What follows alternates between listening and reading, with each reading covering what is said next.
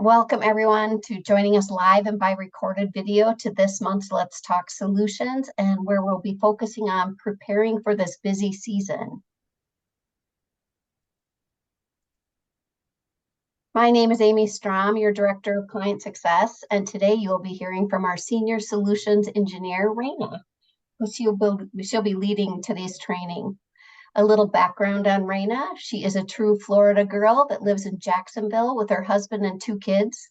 She has worked in implementation and solutions for about 5 years, and she's seen the full scope of project delivery. As an active volunteer in her community, she has recently been recognized as a Woman of Impact by the American Heart Association. I hope you all will give her a warm welcome to our Let's Talk Solutions series. A couple of housekeeping items. We will be recording today's presentation, and you'll be able to find this and previous recordings on NPAC's knowledge base. Also, if you have any questions during the presentation, please use the Q&A function at the bottom of your Zoom screen. We have team members monitoring your questions, and we'll make time at the end to discuss some of them if needed. Before I kick this over to Raina, let's review the agenda. Today, we're going to look at various ways to utilize the batch functions in our community portal, as well as how to optimize the check runs by running them in bulk. We'll cover some best practices and efficiencies that should save you time during this busy season. So let's get started. Take it away, Raina. Thank you so much, Amy. Let me go ahead and share my screen here. All right, you should be able to see my screen at this time.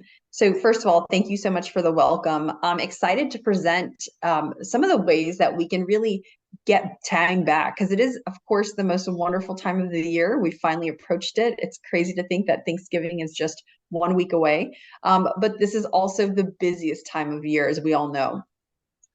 So with that being said, I'm going to try to find ways for all of us to find ways to eliminate clicks, ways to streamline processes, and just finding ways to process all these various tasks that we do daily in bulk to be able to give you some time back.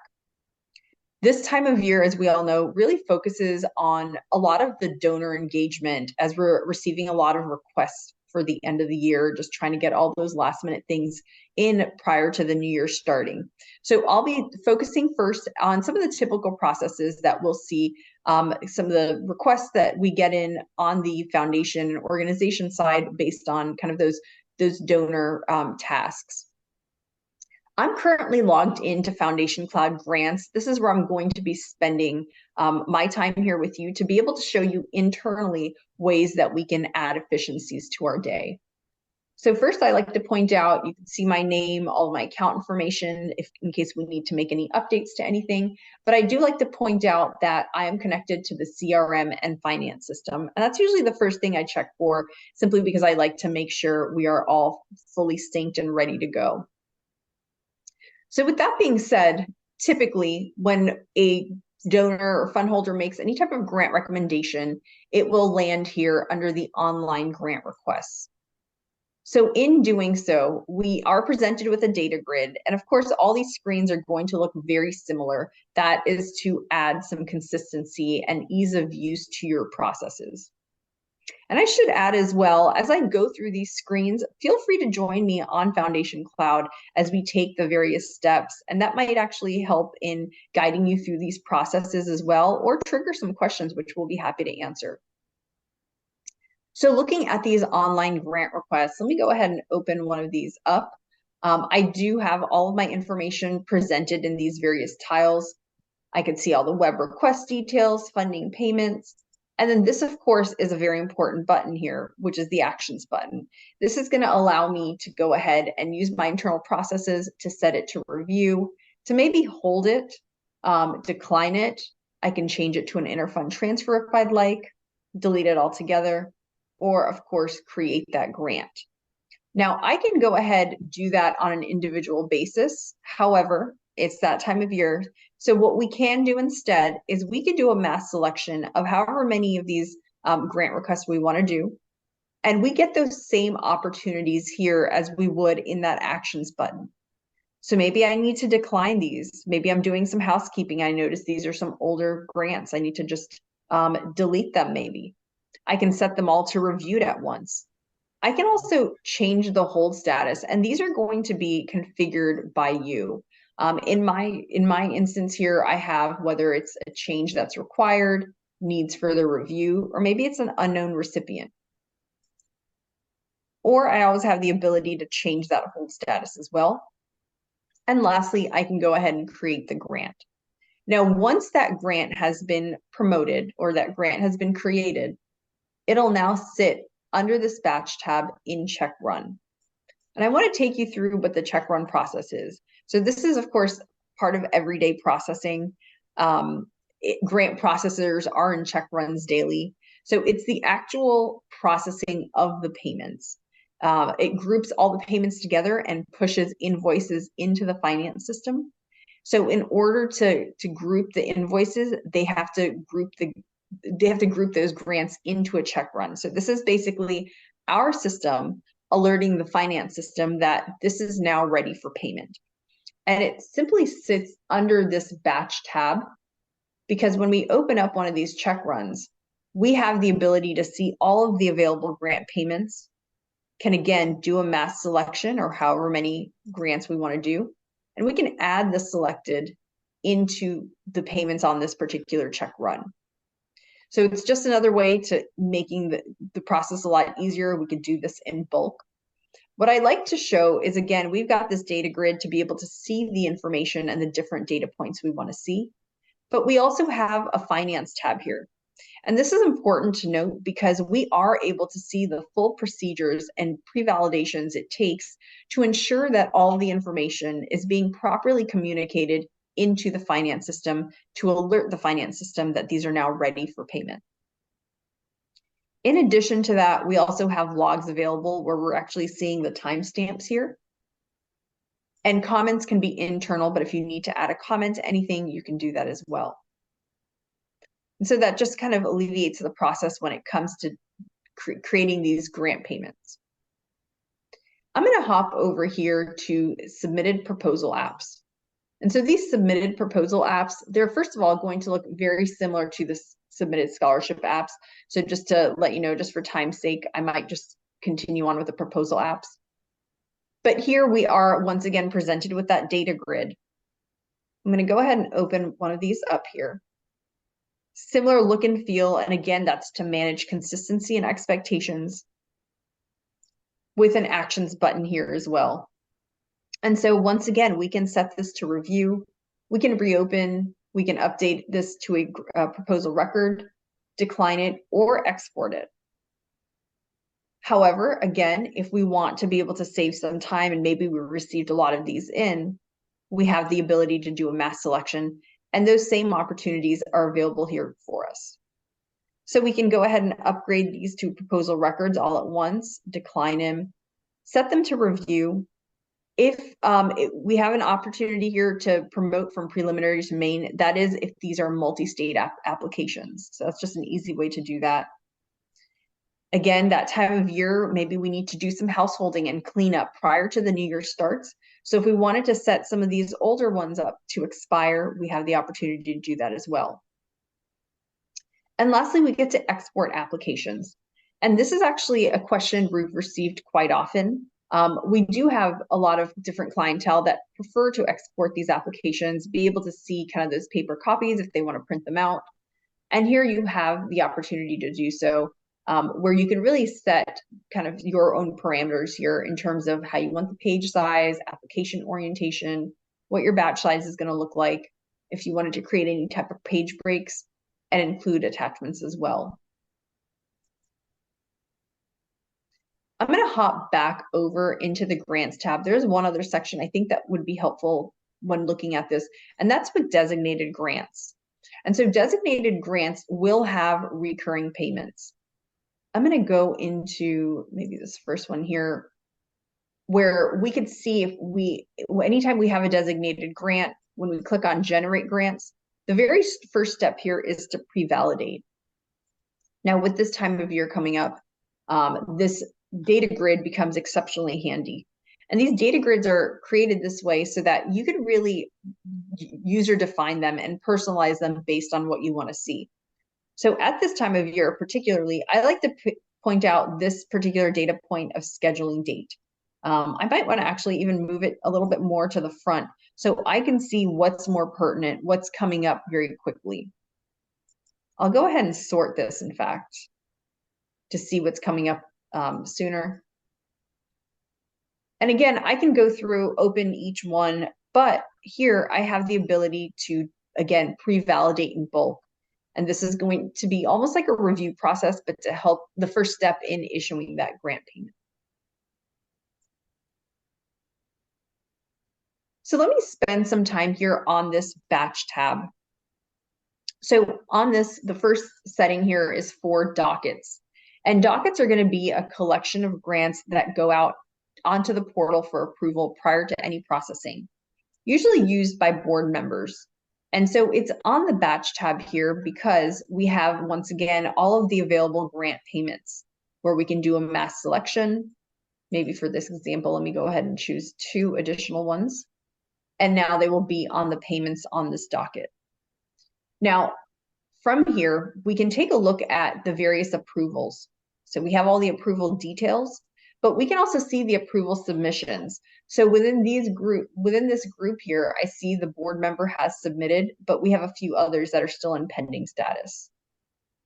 If there are any associated files, like we see here, board docket instructions, those will be available for us to view, along with any type of commentary. And these are going to be internal comments. Now, along with that, you'll notice on a lot of these batch opportunities here on the menu, we have the opportunity here for PBI reports. And this is going to produce an approval docket here for us. We also have new batch correspondence. We know how important that communication is. So to streamline those processes, we do have batch correspondence available where you can do this via document.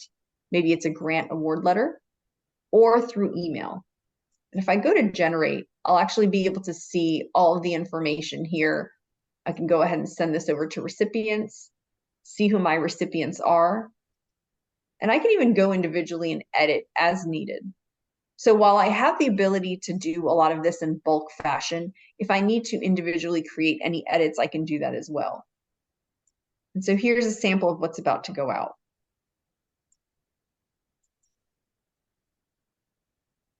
Let me move along to the next option here on this batch tab. So check runs we've already taken a look at here. And then we do have encumbrance batch. Now this we've noticed is very client defined. Some clients use them all the time, whereas other clients don't touch them at all. So it's really based on the business practices of the organization. But what this is doing is it's setting aside the money in the fund in the finance system. So let's say we have a client that maybe, let me open one of these here. Maybe they want $25,000 granted out when they find out who the recipient is going to be. It'll create a grant, then they will pull that grant payment onto an encumbrance batch. And from there, it'll create an invoice in the finance system, and the payments that go through are encumbered. So all the money is accounted for in the finance system. It'll actually post a credit memo against the invoice. And so it creates a debit memo instead of that invoice. So once again, we can take a look at all of the available grants. We can add any additional, and it's now in the grants for this batch. Similar to the check run, we can also see all of the validation that's in place and all the procedures it takes. We do have the actual timestamps in the logs, and comments can be added for internal purposes. I'll move along to proposal batch. So actually going back into the submitted proposal apps, maybe I'll do this. Maybe I'll select these first 2 and I'll actually update these 2 proposal records. So in doing so, I'm presented with a couple different options here. First being what the proposal type is. I'll go ahead and select standard. And then I do have a couple of other additional optional information. So for fund, we don't necessarily need to add it to this step, but I'm always a big fan. If you have that information available, let's go ahead and add it. And I'll go ahead and add it to this particular fund. If we want to have any type of default characteristics from applicant or from fund, we can do that. And then we can create the new proposal batch here. All right, so it looks like I have now created proposal batch number 10.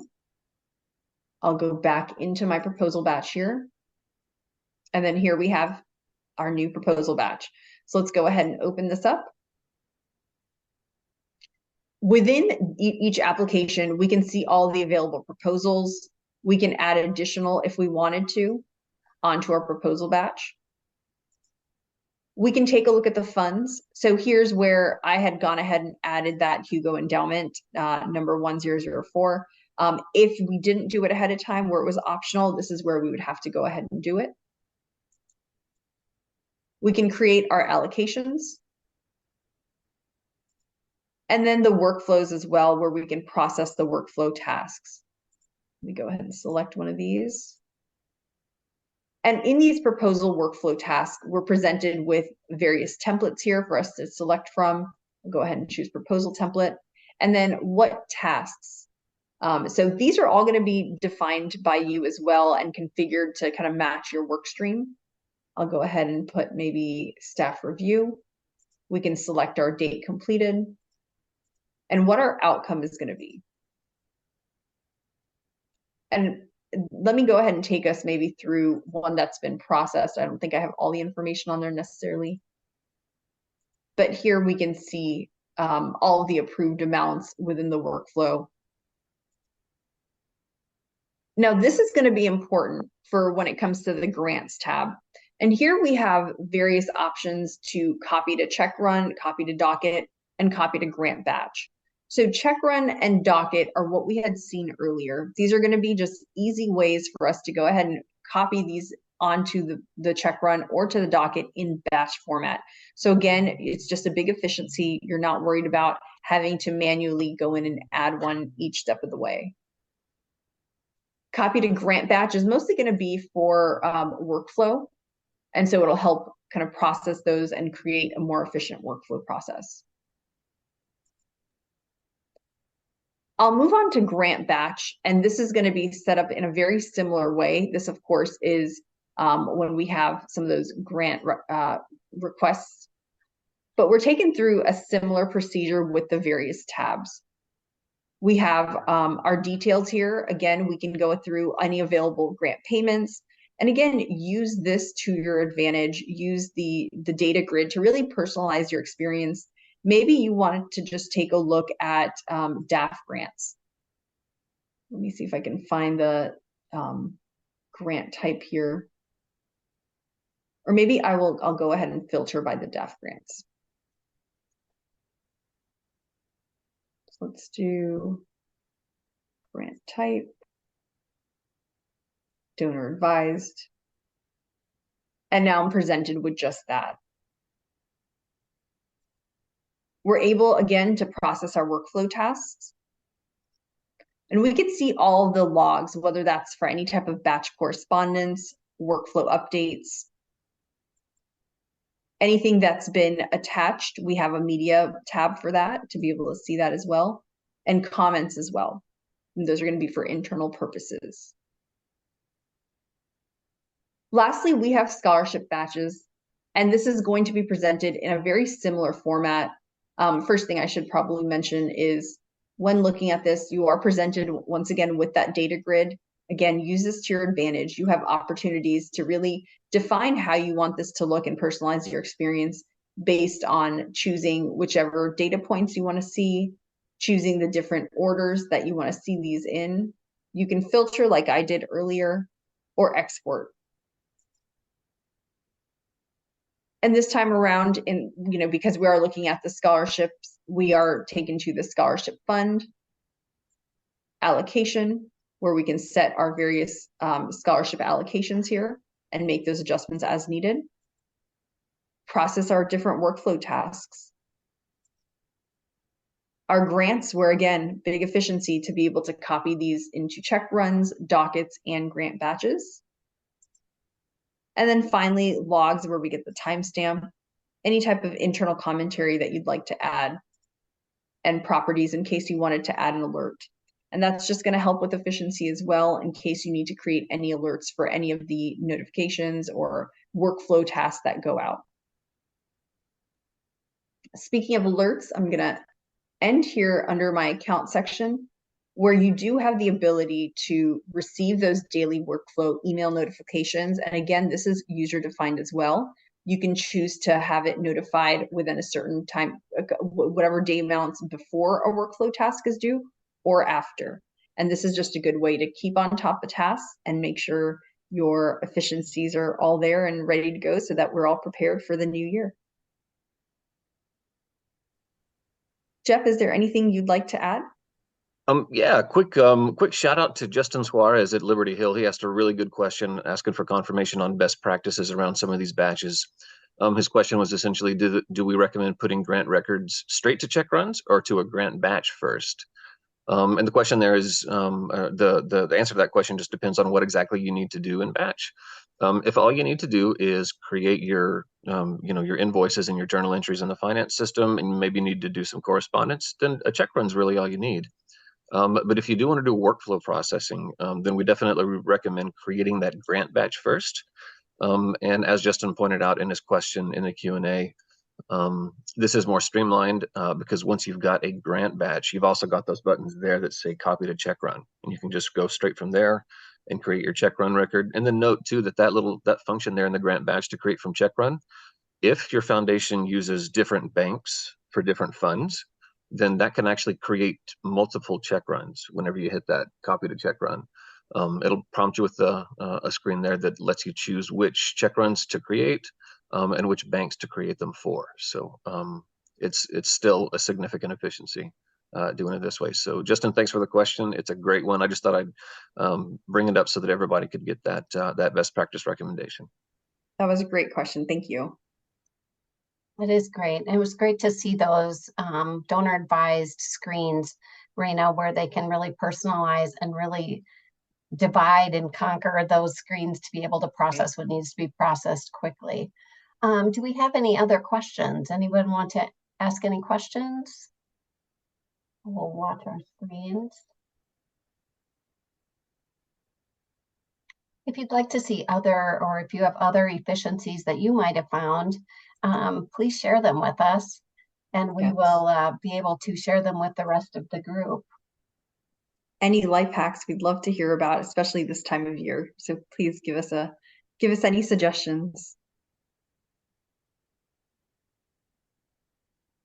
Great. I want to thank you, Raina, for doing this and helping the whole user base be able to be more efficient this time of year.